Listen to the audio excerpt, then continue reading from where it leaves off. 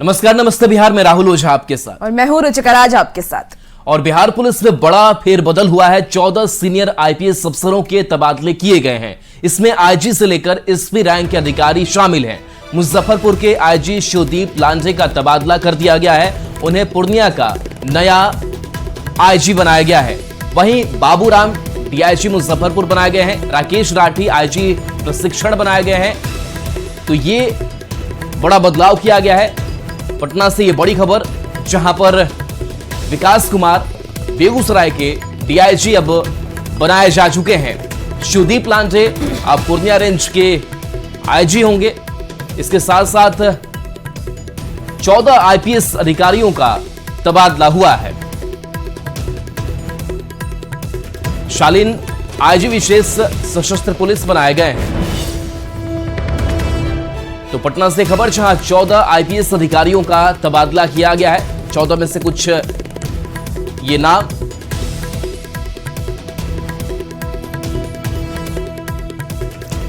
BPSC शिक्षकों को प्रभारी एचएम बनाने का ये पूरा मामला सामने आया है, जहां आदेश के बाद विरोध शुरू हो गया है। माध्यमिक शिक्षक संघ ने विरोध किया है। आदेश को बताया गया है गलत। तो आपको इस वक्त ये बड़ी खबर बता रहे हैं, जहां माध्यमिक शिक्षा निदेशक को एक पत्र लिखा गया। नियोजित शिक्षकों को के अपमान का आरोप। नियोजित शिक्षकों को वरीयता का लाभ देने की मांग भी की गई है। तो पटना से आपको इस वक्त की बड़ी खबर बता रहे हैं। शिक्षकों ने आदेश को गलत बताया है। बता दें कि नियोजित शिक्षकों के अपमान का ये पूरा आरोप है। बड़ी खबर आपको बीपीएससी से जुड़ी हुई बता रहे हैं। प्रभारी एचएम बनाने का ये मामला सामने आया है।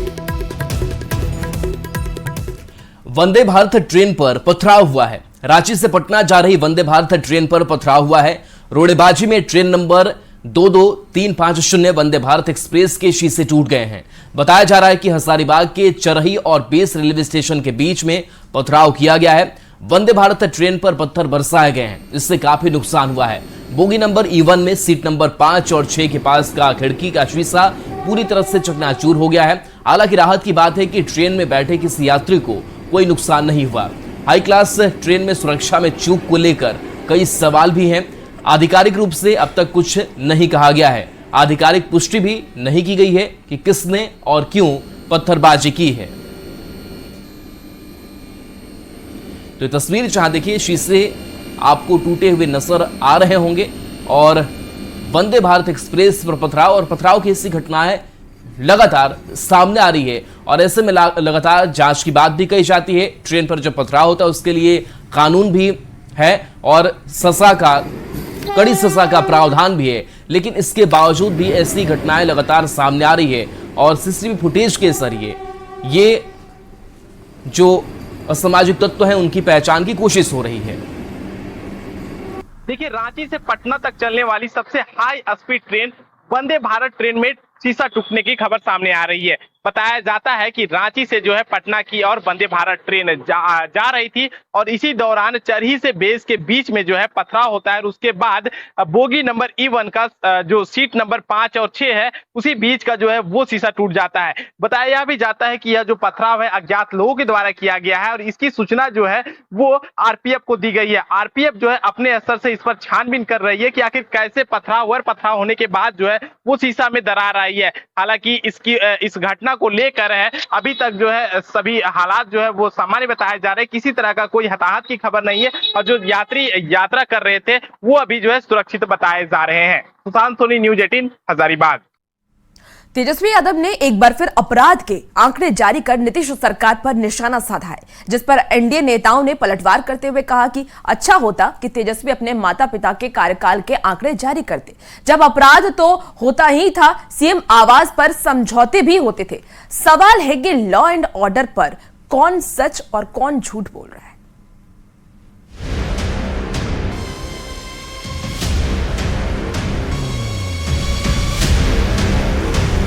बेकार की बात है। वो दिखावा किया है, उसको तो रिजाइन कर देना चाहिए। बार बार मैं कह रहा हूँ। क्या है सबूत, क्या है ये सब? खाली इधर का उधर, इधर। दस्तावेज झूठ नहीं बोलता। खौफ में आईएएस आम आदमी की क्या विषाद। बिहार में आजकल क्राइम पर सियासी कोहराम मचा हुआ है। लोकसभा चुनाव में लाख कोशिशों के बावजूद आरजेडी को मनचाही जीत तो नहीं मिली, लेकिन तभी से तेजस्वी यादव ने क्राइम बुलेटिन जारी करना जरूर शुरू कर दिया। हर 2-4 दिन बाद तेजस्वी यादव अपराध के आंकड़े जारी कर नीतीश सरकार पर निशाना साधते हैं। एक बार फिर तेजस्वी यादव ने कानून व्यवस्था पर सवाल उठाए तो एनडीए की ओर से केंद्रीय मंत्री जीतन राम मांझी ने तुरंत जवाब दिया, ये कहते हुए कि तेजस्वी अपने माता पिता के कार्यकाल के आंकड़े जारी करते तो ठीक होता, जब सीएम आवास पर आपराधिक मामलों के समझौते होते थे। 2005 के पहले किसी साल का डाटा पहले वो डिक्लेयर करें, उसके बाद इधर का डाटा तैयार करें। इधर तो कार्रवाई भी हो रही है, लेकिन उधर तो कार्रवाई नहीं होती थी। एक अन्य मार्ग में समझौता होता था, तो 2005 के पहले या जब भी उनकी सरकारें थी उस समय का डाटा वो अगर पेश करते तो ज़्यादा अच्छा रहता, कंपैरेटिव स्टडी हो जाती तो अच्छा रहता। जीतन राम मांझी कई बार ये आरोप लगा चुके हैं कि लालू राबड़ी शासनकाल में मुख्यमंत्री आवास के अंदर अपराधी बैठते थे तो और वहीं आपराधिक मामलों के समझौते होते थे। मांझी के ताजा हमले पर तेजस्वी यादव ने पलटवार किया और सबूत दिखाने की मांग की। बेकार की बात है, कहानी है, क्या है, सबूत क्या है? ये सब खाली इधर का उधर, इधर का उधर। तुम लोग सत्ता में बैठे हो, तुम लोग कोरोना ने आए हैं। तेजस्वी यादव के सवाल का जवाब दिया जेडीयू एमएलसी नीरज कुमार ने। नीरज कुमार ने क्या कुछ कहा, आप भी सुनिए। दस्तावेज झूठ नहीं बोलता। खौफ में आईएएस आम आदमी की क्या विषाद। ये खबर अपने आप में बताता है कि उस समय 15 वर्ष के कार्यकाल की स्थिति क्या थी। बीजेपी के नेता और नीतीश कैबिनेट के मंत्री मंगल पांडे ने तेजस्वी के सवाल पर जवाब देते हुए एक और सवाल दाग दिया। मंगल पांडे ने पूछा कि तेजस्वी यादव ये बताएंगे कि कोर्ट ने किसके शासन की तुलना जंगल राज से की। तेजस्वी बाबू, जरा बताइए कि किसके राजपाट के समय में हाईकोर्ट ने कहा था कि यहाँ जंगल राज चल रहा है? बता दीजिए किसका शासन था। बिहार में विधानसभा चुनाव से पहले अपराध पर बिहार में सियासत गर्म है। दोनों तरफ से आरोपों के तीर चल रहे हैं।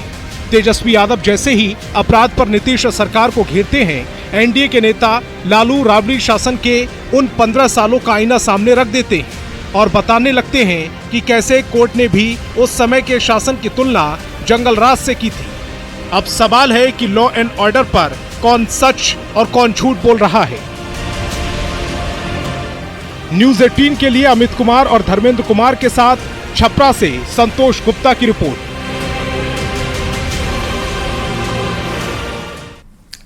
बीजेपी सांसद प्रदीप सिंह को जान से मारने की धमकी मिली है। बताया जाता है कि जेल में बंद कुख्यात दिनेश राठौर के भाई विनोद राठौर पर धमकी देने का आरोप है। उसने सांसद से अपने भाई को छुड़वाने की मांग की है और नहीं छोड़ने पर जान से मारने की धमकी दी है।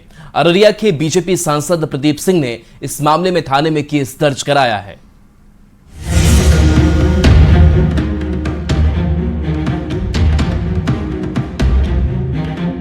अररिया से बीजेपी सांसद प्रदीप सिंह को जान से मारने की धमकी मिली है, जिससे सनसनी मच गई।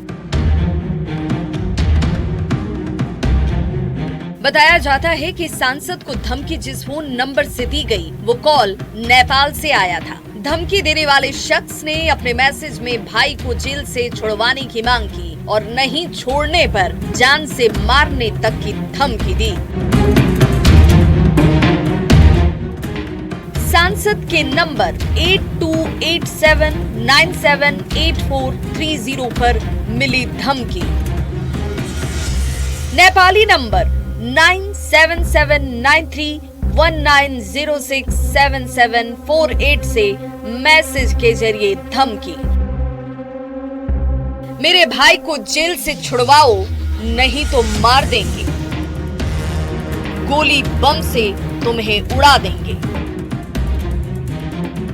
फोन पर धमकी मिलने के बाद सांसद प्रदीप सिंह ने अररिया के नगर थाने में लिखित आवेदन दिया है।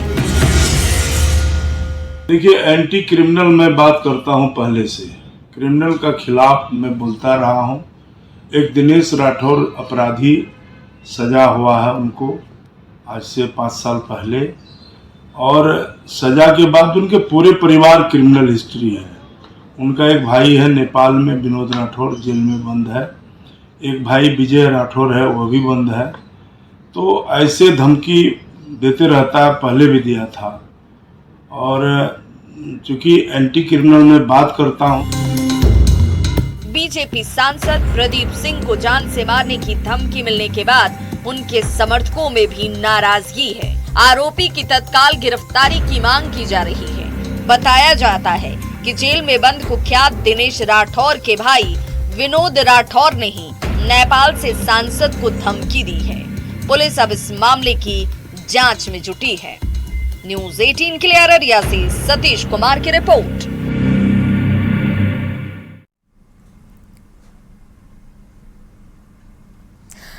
और अब आपको इस वक्त की एक बड़ी खबर दे रहे हैं। बिहार पुलिस में बड़ा फेरबदल हुआ है। 14 सीनियर आईपीएस अफसरों के तबादले हुए हैं। आपको बड़ी खबर बता रहे हैं।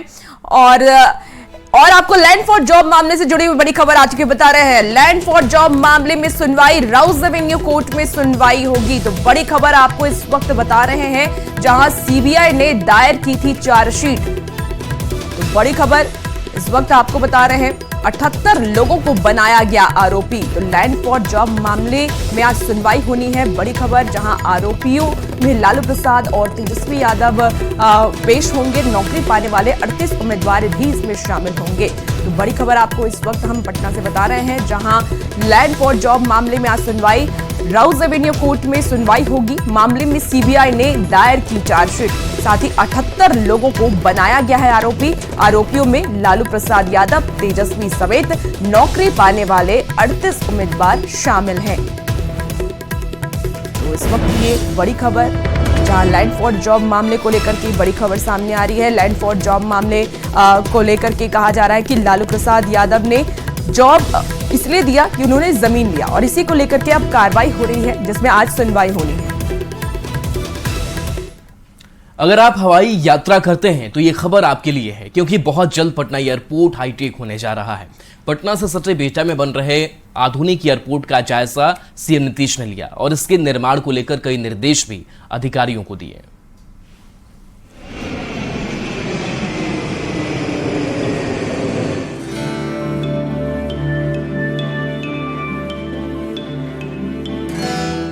बिहार का सबसे मॉडर्न और हाईटेक एयरपोर्ट पटना से सटे बिहटा में बन रहा है, जो बनकर तैयार होने पर कुछ इस तरह का दिखेगा।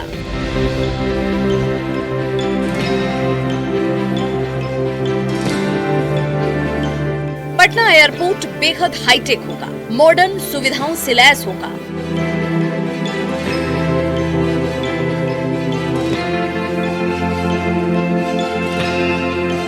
बिल्कुल नए लुक में दिखने वाला पटना का इंटरनेशनल एयरपोर्ट, पटना एयरपोर्ट को अंतर्राष्ट्रीय स्तर के एयरपोर्ट बनाने की तैयारी जोर शोर से चल रही है। इसी के लिए सीएम नीतीश कुमार ने बुधवार को खुद एयरपोर्ट के विस्तारीकरण के कार्य का जायजा लिया।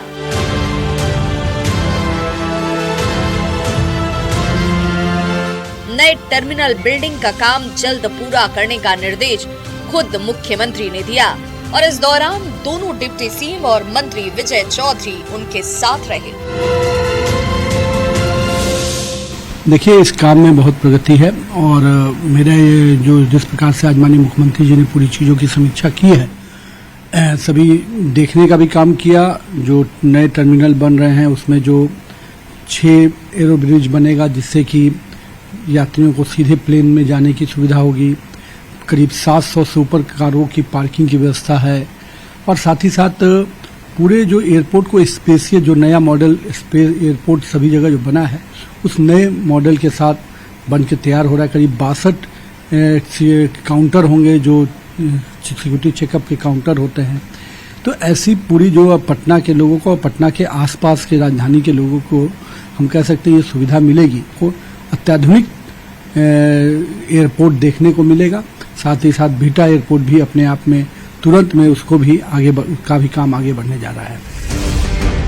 सीमित यात्री सुविधाओं के चलते अगर आप पटना एयरपोर्ट का इस्तेमाल करने से बचते थे, तो अब आपकी ये शिकायत दूर होने जा रही है। नया टर्मिनल बनकर तैयार हो चुका है, जिसमें कई सुविधाएं आपके लिए होंगी। कैसी होगी आपकी फ्यूचरिस्टिक एयरपोर्ट, वो भी जान लीजिए। करीब 800 करोड़ की लागत इसमें आएगी। नया टर्मिनल पहले से 7 गुना ज्यादा बड़ा है। 65,000 वर्ग फुट एरिया में यह टर्मिनल फैला हुआ है। सालाना 80 लाख यात्रियों की इसकी क्षमता है। ऊपरी फ्लोर तक जाने के लिए रैंप है। एयरपोर्ट पर 6 नई पार्किंग वे है। एयरपोर्ट पर 5 एरो ब्रिज हैं। 750 वाहनों के लिए पार्किंग की व्यवस्था है। इमिग्रेशन, कस्टम काउंटर के लिए अलग से जगह है और एक दिन में 150 जोड़ी फ्लाइट का ऑपरेशन यहां से हो सकता है। देश के सबसे तेजी से बढ़ रहे एयरपोर्ट में से एक पटना एयरपोर्ट और उतनी ही तेजी से बढ़ रहे पैसेंजर लोड को संभालने के लिए लगभग 800 करोड़ खर्च करके वर्तमान से 7 गुना बड़ा एयरपोर्ट का काम बेहद तेजी से जारी है। तो अब वो दिन दूर नहीं जब पटना एयरपोर्ट से अंतर्राष्ट्रीय विमान सेवा की भी शुरुआत हो जाएगी और आप नेपाल के साथ साथ जापान, वियतनाम, म्यांमार और थाईलैंड जैसे देशों तक चंद घंटों में पहुंच जाएंगे। पटना से न्यूज़ 18 के लिए आनंद अमृतराज की रिपोर्ट। बिहार में शराबबंदी के बावजूद पिछले 2.5 साल में 5,35,000 शराब पकड़े गए, जिसमें पहली बार शराब पीते पकड़े गए लोगों की संख्या 4,90,000 है।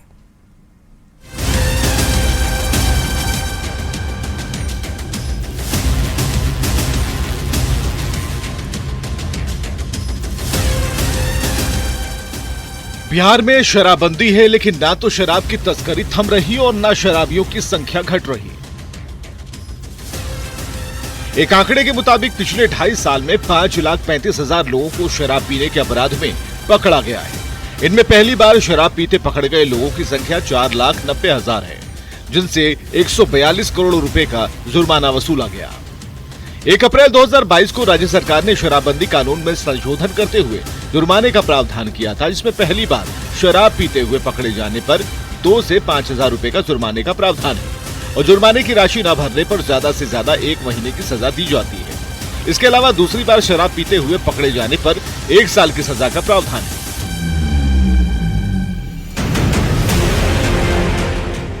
कानून में बदलाव के बाद शराबी जेल जाने के बजाय जुर्माना देकर छूट रहे हैं। यानी सरकार की लाख कोशिश के बावजूद बिहार में शराब का धंधा चोरी छिपे चल रहा है। थोड़ी सी अच्छी बात यह है कि इन 2.5 सालों में दूसरी बार शराब पीकर पकड़े गए शराबियों की संख्या मात्र 9,451 है। न्यूज़ 18 के लिए पटना से आनंद अमृतराज की रिपोर्ट। भागलपुर पहुंचे मंत्री प्रेम कुमार ने तेजस्वी यादव के धन्यवाद यात्रा को लेकर बड़ा बयान दिया। उन्होंने कहा कि लोकतंत्र में सभी को सभा और यात्रा करने की आजादी है, लेकिन इससे आने वाले चुनाव पर कोई फर्क नहीं पड़ेगा। बिहार की जनता प्रधानमंत्री नरेंद्र मोदी और मुख्यमंत्री नीतीश कुमार के नेतृत्व में बिहार का विकास चाहती है और राष्ट्रीय परिषद के सदस्य रहे। बिहार की जनता विकास चाहती है। अब बिहार में डबल इंजन की सरकार है। नरेंद्र भाई मोदी जी के द्वारा लगातार बिहार के विकास में अपना योगदान दिया जा रहा है। माननीय मुख्यमंत्री नीतीश कुमार जी की अगुवाई में बिहार जनता चाहती है कानून का राज, बिहार का विकास। वो काम को आज हमारी एनडीए सरकार कर रही है। तो आने वाले चुनाव में लोकतंत्र है, सबको आजादी है, सभा करने का, यात्रा करने का कोई फर्क पड़ने वाला नहीं है। बिहार के लोग नरेंद्र मोदी, नीतीश कुमार साथ खड़े हैं। आने वाले 2025 के विधानसभा चुनाव में 2/3 बहुमत सरकार बनाएगी। बगहा में केंद्रीय राज्य मंत्री सतीश चंद्र दूबे ने बीजेपी सदस्यता अभियान कार्यक्रम की शुरुआत की। इस दौरान मंत्री सतीश चंद्र दूबे ने कार्यकर्ताओं को सदस्यता अभियान को गति देने का आह्वान किया। साथ ही तेजस्वी की प्रस्तावित यात्रा पर तंज कसते हुए कहा कि बिहार को जंगल राज में धकेलने वाले बिहार की भलाई कभी नहीं कर सकते।